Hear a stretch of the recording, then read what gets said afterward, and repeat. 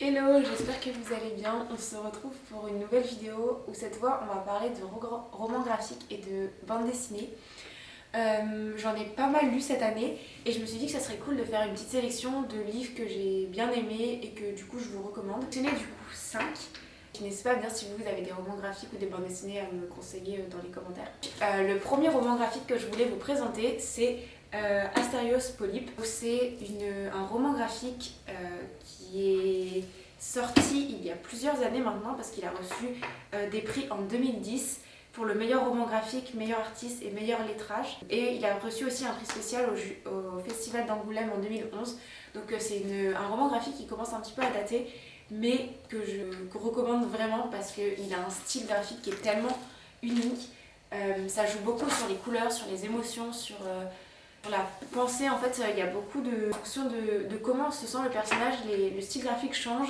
Il y a beaucoup d'aplats de couleurs, mais aussi de dégradés. C'est juste des formes dessinées, alors que des fois le personnage est vraiment dessiné dans son entièreté. Des fois, ouais, on voit juste par exemple son ombre. Il y a beaucoup aussi des fois des pages comme celle-ci qui sont complètement de couleurs. Donc c'est un très très bon roman graphique. J'ai adoré et je trouve que ça c'est très bien j'aime beaucoup la façon dont ça a été écrit. Donc des fois c'est un petit peu compliqué de suivre l'histoire parce qu'il y a des passages où on ne sait pas trop si ça vient avant ou après, mais du coup justement c'est ça qui est intéressant avec ce roman. Je recommande beaucoup ce roman graphique si vous voulez en lire une en 2024. D'ailleurs je ne sais pas si vous connaissez la différence entre un roman graphique et une bande dessinée, mais du coup j'ai fait mes petites recherches et en fait un roman graphique c'est un livre qui a plus de 100 pages et qui en général résume une histoire complète, alors qu'une bande dessinée c'est plus un petit livre, une petite histoire qui est souvent de moins de 100 pages, qui est résumée en plusieurs tomes.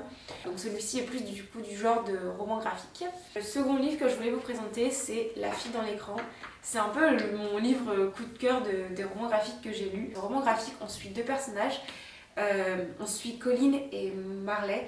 Il y en a une qui habite en France, une qui habite au Canada et du coup à Montréal. Et en fait, donc avec le décalage horaire, on suit leurs deux histoires en simultané.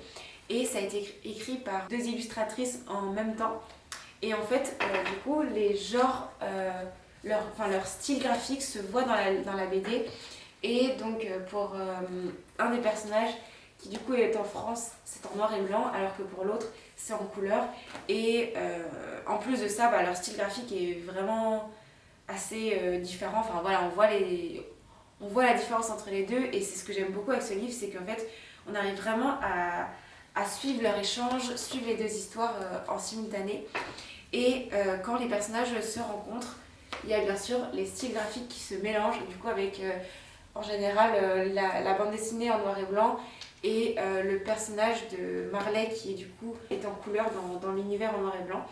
Donc c'est vraiment un très bon roman graphique que je vous recommande, mais à 100%. Le troisième bande dessinée que je voulais vous présenter, c'est Ookie.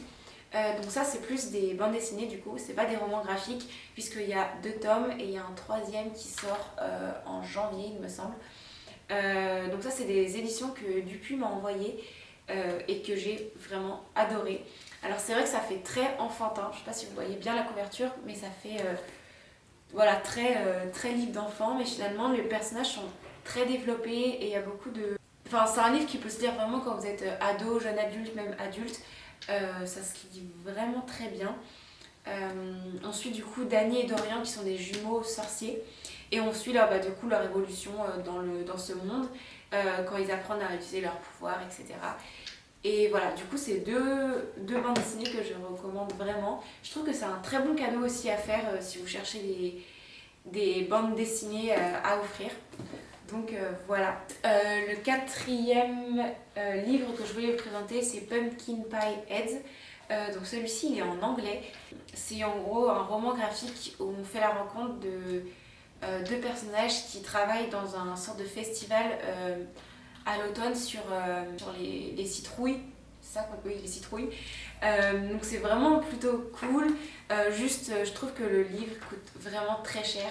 Moi j'ai trouvé sur Vinted à 5 € et heureusement, parce que le livre coûte vraiment très cher pour ce qu'il contient, je trouve. En fait, c'est plein de... Enfin, le livre se déroule en une seule soirée et en fait, c'est plein de mini-chapitres comme ça. Donc là, voilà, là c'est un chapitre, le chapitre 4. Et du coup, il y a la bande dessinée comme ça à l'intérieur. C'est vraiment cool. Après, voilà, je trouve qu'il vaut pas son prix. L'histoire est vraiment cool. Techniquement, c'est un roman graphique. Moi, j'aurais plus mis dans les bandes dessinées. Enfin, en fait, l'histoire est, je trouve, pas assez développée pour un roman graphique. Où là, c'est juste une petite histoire pendant une petite soirée. Il fait un peu plus de 200 pages, donc voilà. Voilà, c'est un joli livre. C'est un bon livre à lire pour l'automne, donc je le recommande. Mais je vous conseille de l'acheter d'occasion si vous le trouvez parce que franchement, il coûte, je connais pas son prix en français, mais étant donné qu'il est à 34 dollars canadiens et à 25 dollars US, je pense qu'en euros il doit être aussi cher. Du coup, je viens de regarder, donc j'avais pris Amazon, mais en broché il coûte 15 euros et en relié il coûte quand même 30 euros. Voilà, je trouve que 30 euros ça reste un petit peu abusé. Ça, c'est la version reliée. Du coup, la brochée est un petit peu moins chère, mais je sais pas quelle est la différence. 15 euros en brochée, ça le fait encore, mais 30 euros, je trouve que voilà, ça reste un petit peu abusé. Et ensuite, le cinquième bande dessinée du coup que je voulais vous présenter, c'était Scott Pilgrim, que moi j'ai pas encore lu, que Lucas, je sais que tu vas regarder cette vidéo, donc que mon copain a commencé et que du coup je vais lire je pense dès la rentrée. Si vous connaissez Scott Pilgrim, mais il a été adapté aussi en film, que le film est vraiment trop cool, du coup je vous conseille vraiment de le regarder. Et il a aussi été sorti en série, mais il paraît que c'est pas exactement la même chose que la bande dessinée originale, donc à voir. Scott Pilgrim à la base c'est plein de petites BD, donc il y a plein de tomes, et en fait là en édition française ils ont résumé toute la collection en 3 gros livres. Donc là c'est le tome 1, il y a le tome 2, le tome 3. Pour l'instant je sais pas trop quoi vous dire parce qu'en fait moi je ne l'ai pas lu non plus. C'est un peu ma lecture de 2024 et j'aimerais bien du coup lire les 2 autres tomes par la même occasion pour voir s'il y a vraiment beaucoup de différences avec le film.